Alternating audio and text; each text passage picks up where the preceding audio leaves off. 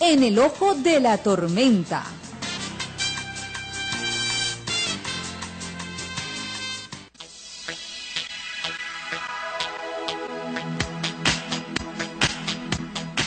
Son las 11 de la mañana, 13 minutos y seguimos en Contacto Valle con este tema del día que propusimos sobre los diálogos de paz que el presidente Juan Manuel Santos ha explorado como una salida negociada al conflicto armado en Colombia. Nos atiende el doctor José Gregorio Hernández, abogado constitucionalista, él es expresidente de la Corte Constitucional. Doctor José Gregorio Hernández, bienvenido, muy buenos días. Muy buenos días, muchísimas gracias. Un saludo muy cordial a Voces de Occidente, al programa Contacto Valle y a todos nuestros oyentes en Buga. Doctor José Gregorio, desde su experiencia como jurista con una brillante carrera en las altas cortes, ¿cuáles deben ser las condiciones de las partes para lograr una salida negociada al conflicto armado en Colombia y alcanzar la tan anhelada paz? Bueno, yo creo que el camino que ha emprendido el presidente Santos es el que muchísimos colombianos estábamos esperando, porque desde luego es claro que la sola guerra no produjo una consecuencia que se hubiera querido desde el punto de vista de alcanzar que se presentara ya una derrota, un desarme de la guerrilla, que cesaran estos acontecimientos muy graves para el país, como son, por ejemplo, el secuestro, los permanentes atentados, los permanentes homicidios, bueno, una cantidad de temas que han sido tratados de sobra durante estos últimos 20 años y realmente como no se ha podido por la vía puramente armada, creo que el presidente de la República tiene la obligación, a la luz del artículo 22 de la Constitución Política que habla de que la paz es un derecho y un deber de obligatorio cumplimiento, de buscar las vías para el cumplimiento de esa norma. Según ese artículo que usted cita, ¿quiere significar eso, doctor José Gregorio, que la Carta Magna traía implícita desde que se redactó este principio fundamental de los colombianos? Claro, y es que no se nos puede olvidar que la Carta Política de 1991 nació justamente en medio de una guerra. Era una guerra con características diferentes porque además de la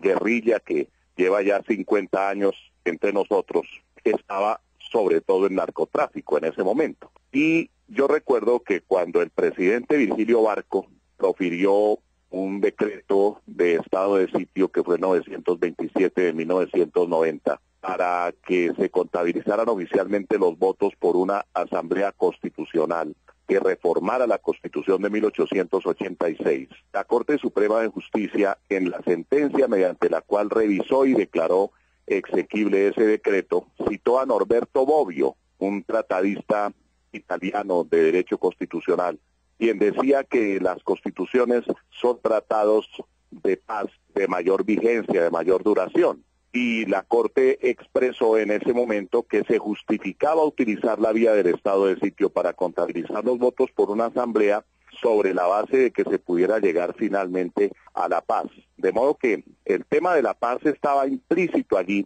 en la creación, en el nacimiento de la Constitución de 1991 y explícito en el texto del artículo 22 que he citado. La Constitución, doctor José Gregorio, es muy clara también. El Estado tiene el legítimo uso de las armas, pero con todo y la defensa contra el terrorismo no ha podido en 50 años de conflicto. ¿La vía de la concertación es el camino para la búsqueda de la paz? Yo creo que sí, aunque debo aclarar,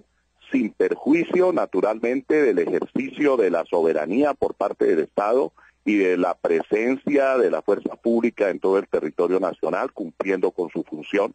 Las autoridades están establecidas para velar por la vida, honra, bienes, derechos, creencias, libertades de todas las personas residentes en Colombia, y es evidente que el presidente de la República tiene a su cargo el cuidado del orden público y su mantenimiento. De modo que buscar la paz por la vía del diálogo no implica tampoco que el Estado se quede con los brazos cruzados y que permita que se desarrolle la violencia por parte de los alzados en armas sin actuar. Yo creo que el Estado debe seguir actuando en la medida en que así lo demande la situación que actualmente se presenta, pero perfectamente puede, en forma simultánea con el cumplimiento de su función constitucional de defensa y protección de las personas y de restauración del orden público donde fuere turbado, intentar una vía de negociación como la que ha emprendido en buena hora el presidente Juan Manuel Santos. Doctor José Gregorio, ¿qué pasará jurídicamente con los comandantes del secretariado que ordenan secuestro, reclutamiento de menores, que ordenan colocar bombas frente en esta negociación? O sea, ¿qué castigo podrían recibir ellos por parte del Estado? Bueno, mientras no se lleve a cabo un diálogo que conduzca a un acuerdo, serían aplicables las normas actualmente vigentes, tanto las constitucionales como las que están contempladas en el Código Penal, y por tanto, dependiendo de la pena que se señala para cada delito, especialmente para aquellos que son verdaderos crímenes contra la humanidad, pues serán los jueces los que determinen las sanciones aplicables. Cada una de las penas tiene su correspondiente en los hechos respectivos. Es decir, no todos los delitos dan lugar a las mismas penas. Hay además circunstancias y situaciones muy específicas en cada uno de los casos, de modo que no se puede dar una respuesta general y única. Pero lo que sí podemos decir es que si se adelanta el proceso, muy probablemente ese proceso conduzca a que dentro del marco jurídico para la paz que recientemente aprobó el Congreso, que es una reforma constitucional, se pueda llegar a otorgar beneficios, como por ejemplo la disminución de la pena o la cesación del procedimiento o el principio de oportunidad, algunas de las medidas que se contemplaron precisamente en ese acto legislativo. Es allí precisamente en donde hemos mantenido algunos cierta discrepancia con el trámite del acto legislativo Marco Jurídico para la Paz, porque en ciertos casos y dentro de ciertas condiciones que están allí contempladas y que desarrollará la ley estatutaria o que se necesita expedir para complementar lo dicho por la norma constitucional, podríamos llegar a casos de impunidad que no son buenos desde el punto de vista del derecho internacional humanitario y de las obligaciones que Colombia tiene en ese plano, en el derecho internacional. Pero creo que todo va a depender de cómo el presidente de la República y el fiscal general de la Nación desarrollen lo previsto en el marco jurídico para la paz y de cómo también el Congreso en la ley estatutaria prevea las normas aplicables. Lo que es inadmisible es que se llegue a la impunidad, pero se puede establecer que ciertas fórmulas intermedias se apliquen con la finalidad de lograr la paz en un marco que es de justicia transicional. La justicia transicional se entiende como una justicia que introduce excepción al régimen de normalidad con el fin precisamente de alcanzar la paz. Entonces no es lo mismo la justicia en tiempo de transición que es la justicia ordinaria en cualquier época. Para nadie es un secreto, doctor Hernández, que las FARC vienen buscando un estatus político. Siguiendo ese orden de ideas sobre el castigo que los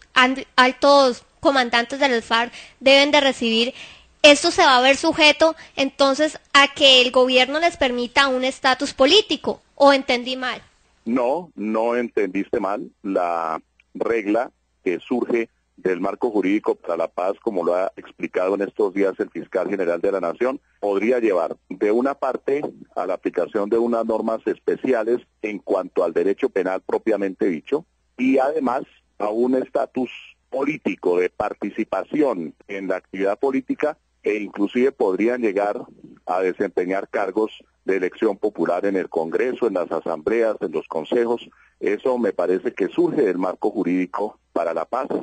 aunque debo decir que hay una norma, que es la del artículo 122 de la Constitución, disposición que fue introducida muy específicamente en el año 2003 en el plebiscito, que de alguna manera tendrá que ser remontada. Yo no sé qué van a hacer con esa disposición del artículo 122,